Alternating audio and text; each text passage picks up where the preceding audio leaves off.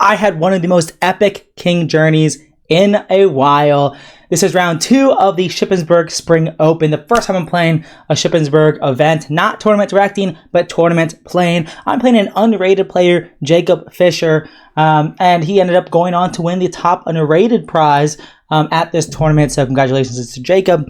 And in this game, I'm trying to take him down, trying to stop him from getting that prize. What? Why is it showing book move? I think it's because of the last game I was analyzing. Because that was also Caro between me and Billy R. But he did something really weird. He goes e5 on move 2. And, this could just transpose into an advanced variation. But it is definitely a bit weird. I think, d6 and d5 are both good. I think d6 might be slightly better. But d6, then I can get into some uncharted territory for me. In the sense that he can play f4. And so now I'm just like, is this good or bad? I mean, I guess this is bad because, his king's a bit weaker. But does that really matter? Do I care about that? So I thought about going d6, but I ended up going d5. He took on PASSANT.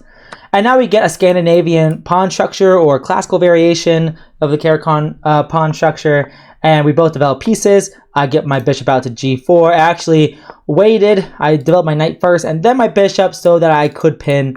And then I play e6. He plays h3. I maintain the pin. He castles and I go knight d7.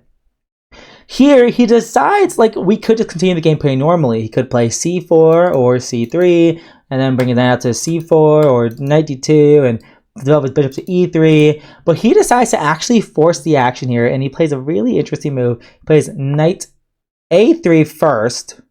I thought I got the move wrong, actually. I thought it was knight e5, but he plays knight a3 first, and then I don't want him to, if I go bishop e7 here, I think that's not good for me at all. I mean, it's not bad, but not good, because now he gets his knight to c4, knight to e5, right?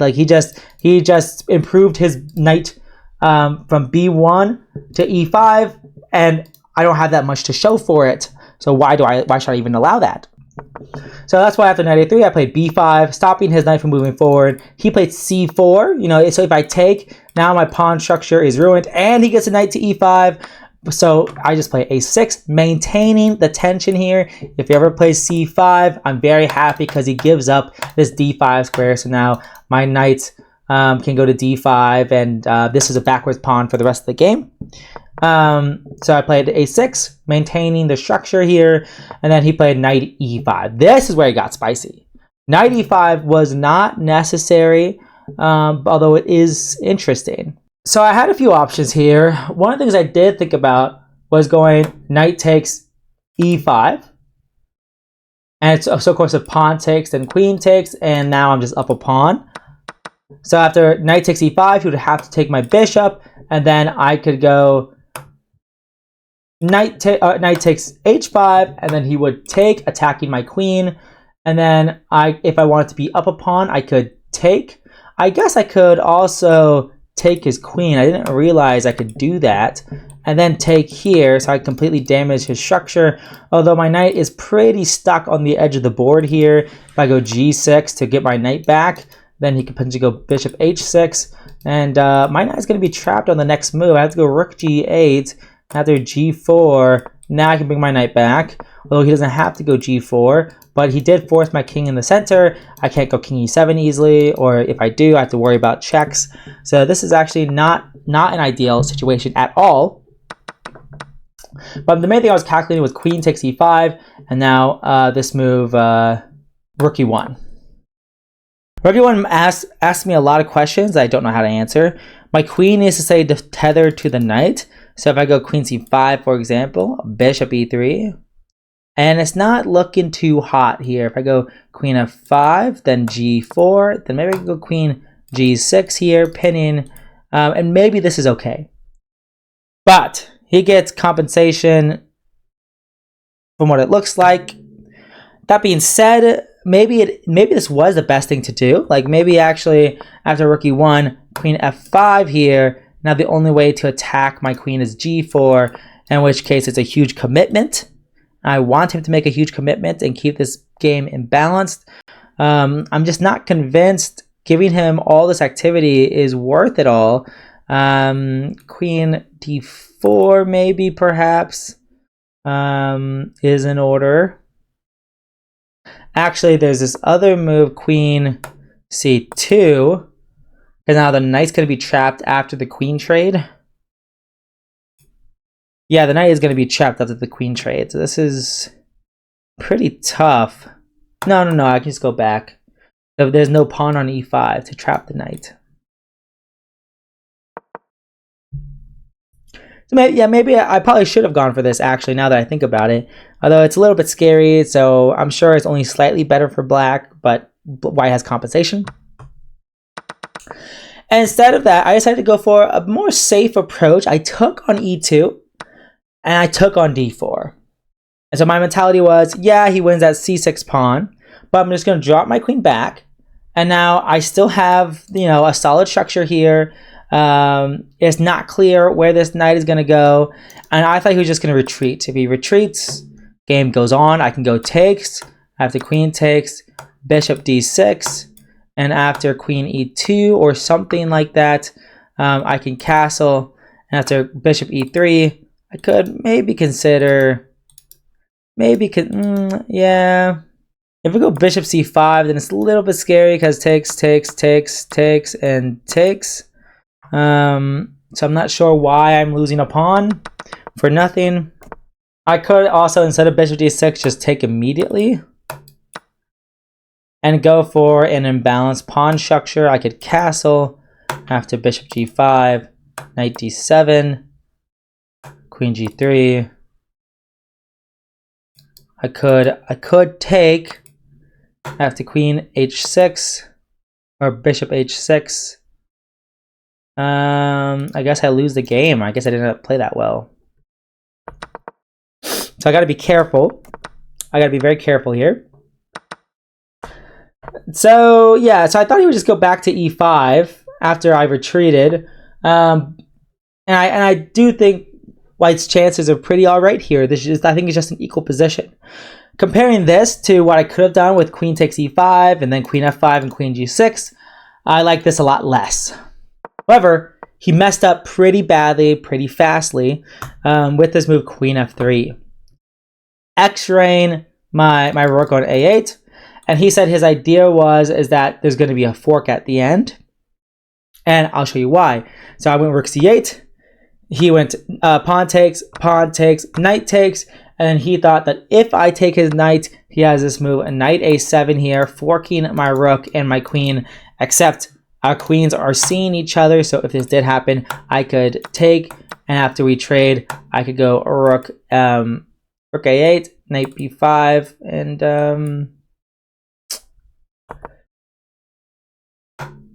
maybe rook c7 actually. Maybe rook c7. Now knight b5 and rook b5 and a5.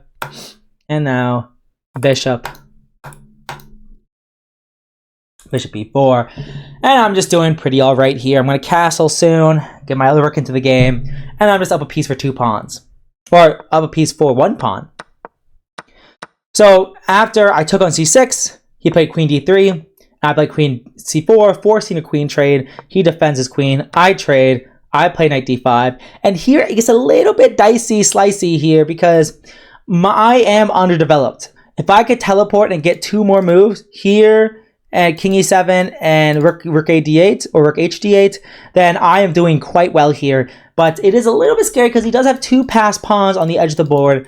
And I thought he really might just start pushing. But of course, I don't think he would get far enough. If he wanted to start pushing, I don't think he would get far enough before I'm fully developed where I can stop him. But right now, I'm up a piece, but it doesn't feel like it because I have 2 pieces not in the game. He plays bishop g5 here, and yeah, I mean, I thought I probably after the game, one of the players near me said that maybe I should have gone knight c5, rook c1, and king d7 earlier, like immediately just now. Instead, what happened was I went f6. What? Why is this the move order? I swear. Oh yeah, so the person near me said I should go king d7 without f6. But I went f6 and then king d7, and now there's an additional attacker on this knight, which makes this a little bit more tricky here. He goes rook d2, and it's actually kind of scary. Like it's actually kind of scary in terms of the threat that he has, which is to just go rook dc2 here. For example, if I just go h5, a very, very bad move in this case. I'm not developing anything. He could go b4. And yeah, that's all she wrote. I lose the game. I might be able to try some hoopla with rook b8, attacking the knight, and then if a4 could happen, and then I can go knight b3 forking. So yeah, maybe not a4. If we go rook b8, then here. So if I take, then he can take, and this looks pretty good for him. So yeah, so I probably, if I go king d7, now he doesn't have that extra attacker on my knight. So then I could just play king e7 or something like that and play a bit more slowly, and he doesn't have an extra attacker on it. But instead I go f6 and then king d7 after rook d2, I have to act fast. I play bishop d6 here. If he goes b4 now, which I thought he might still do, well, of course, my rooks are connected. Then I can go knight e4, attacking his rook, and yeah, and that's all she wrote. Yeah, I'm doing just fine here. After rook here, I can probably, honestly, just take this pawn more than anything. I could probably just take that pawn. And yeah, I'm doing quite well. Well, maybe not with the bishop. I probably trade rooks first, and then take this pawn, probably, if I had to guess.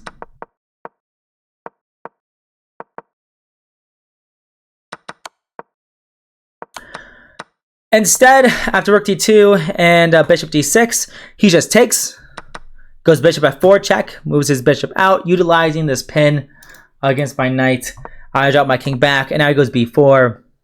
But it's not really a threat here. My rook's defended, so I go knight e4. He goes rook up, and then I trade rooks, go knight c3, and now it's time to bring in the king. King moves, rook a8 to keep an eye on the pawn, stop it from moving.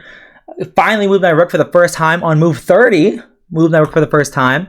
And after he develops a bishop, I move my king. Of course, the threat was if I go h5 here, then rook c8, or rook c2, I mean, is not a nice thing for me at all, because now I'm going to lose a piece.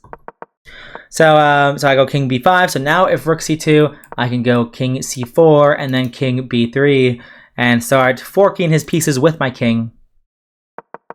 So after bishop b2, we both move. I bring my king in. And now he goes bishop c1. Instead of bringing my king in, I was considering going knight b1 here just to fork. And I think it would have been perfectly fine to do. I just thought bringing my king in more first and then playing knight b1 was better. But instead, after, king b1 or king b3, if I go knight b1 now, it's just bad because he just forks me. And that is bad news bears. I could probably take this pawn and then go here. And maybe this is okay. Who knows? Maybe I'm winning this. Just kidding. Okay. I go king b1. He goes bishop c1. Now I go knight b5, making space for my king, also attacking that pawn. And he just gives a check. I move my king forward. Now attacking, forking his pieces now. So my king has journeyed from e8 to d7, c6, b5, c4, b3, c2, eventually c1. You can't defend both your rook and your bishop, so it's just simply a king fork, and I take his pawns. I take another pawn eventually, and now I'm just converting. I offer a rook trade. He doesn't want to accept it because that means he's lost the game. King d3, king e3. Yeah, at this point I wasn't notating anymore. So I actually don't know if this was the exact move order that happened. I think it was. So I think here I did just miss a mate in 2. Like this is just check and mate. So I think I probably missed the checkmate in 2. I'm honestly not sure. I guess also this is not mate. You have to go here first. You have to block this square. So instead I just go here and here. And now that doesn't make any sense either because this is also just mate in 1. I didn't miss that many mate in 1s, did I? I don't know. I just remember something like this happening. So there might have been multiple mates in 1s. I mean, I had plenty of time. I had 8 seconds in that game. Oh, no. I think I ended that game. I think the lowest point I got was like 12 seconds. So there definitely must have been a quicker mate, probably. But whatever. I ended up winning that game. So I start the tournament with 2 out of 2. I'm entering round 3. In round 3, I play against my fated opponent, Austin. Played him like 6 or 7 times now, and I'm going to try to beat him for real. All right. I'm going to end it there. I'm going to hit the game review, and I will see you guys in the next one. Peace.